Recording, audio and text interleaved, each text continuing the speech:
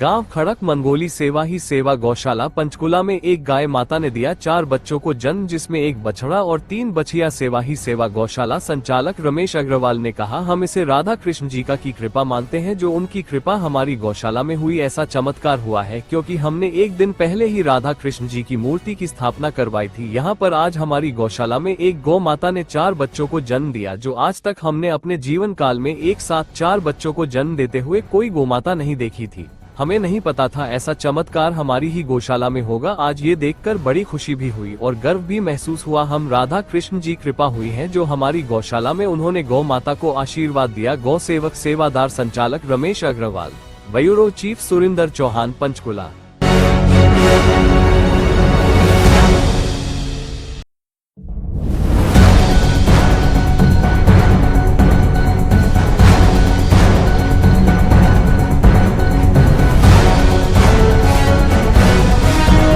क्या नाम है आपका?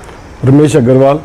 अग्रवाल जी, आप एक खड़क मंगोली में गौशाला चलाते हो, उसके संचालक हो। आज वहाँ पे एक गाय ने 4 बच्चों को जन्म दिया था, तो इसके बारे में क्या कहना चाहोगे आप?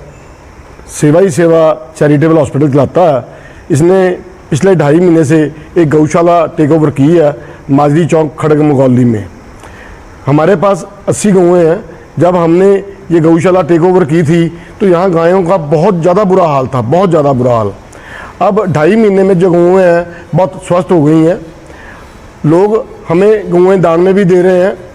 कोई भी आदमी हमें अपनी कोई भी गौ अपने किसी भी फंक्शन पे किसी भी माता पिता की तरफ से कोई गौ दान करना चाहता है कर सकता है। महीने का चारा देना चाहे दे सकता है। हमारी गौशाला में बहुत से लोग हमारे साथ जुड़े हैं। आज हमारे लिए बहुत बढ़िया दिन है। गाय के 1 बच्चा 2 बच्चे होते तो बहुत सुने थे, लेकिन मेरे ख्याल से मेरी लाइफ में मैंने फर्स्ट टाइम ये देखा कि गौ माता ने 4 बच्चों को जन्म दिया है। हमारे ये स्टाफ के लड़के हैं हमारे साथ, ये बहुत मेहनत करते हैं।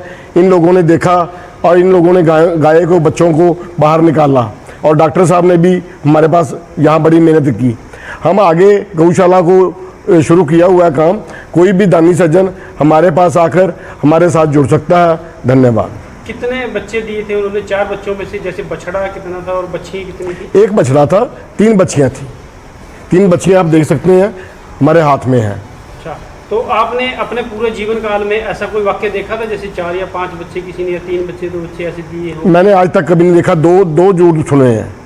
तो आप किसको अपने आप भाग्यशाली किसको समझते हो आप? जैसे आपकी गौशाला के आपके टेक ओवर करने के बाद में ऐसा ये हुआ, ऐसा इतिहास में पहले कभी हुआ नहीं है, तो ऐसा हुआ तो किसको आप भाग्यशाली समझते हो? परमात्मा की देन है जी।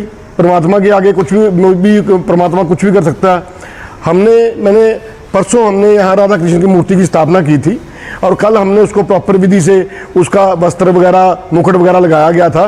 तो मेरे को लगता है ये भगवान राधा कृष्ण की जो हमने मूर्ति लगाई है, यहाँ पे जो मंदिर स्थापित किया है, मेरे को लगता है ये उन्हीं की कृपा है।